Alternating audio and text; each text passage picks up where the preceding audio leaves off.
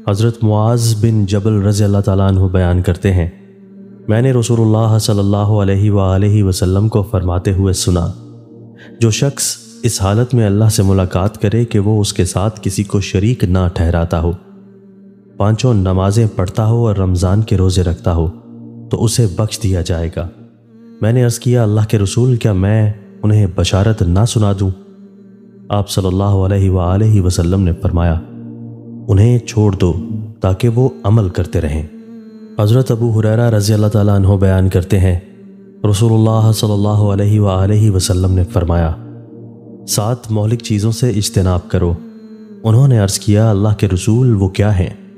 آپ صلی اللہ علیہ وآلہ وسلم نے فرمایا، اللہ کے ساتھ شرک کرنا، جادو کرنا، جس کے قتل کرنے کو اللہ نے حرام قرار دیا ہے اسے ناحق قتل کرنا، سود کھانا، یتیم کا مال کھانا، مارکہ کے دن میدان جہاد سے پیٹھ پھیر کر فرار ہونا، اور پاک دامن عورتوں پر تہمت لگانا۔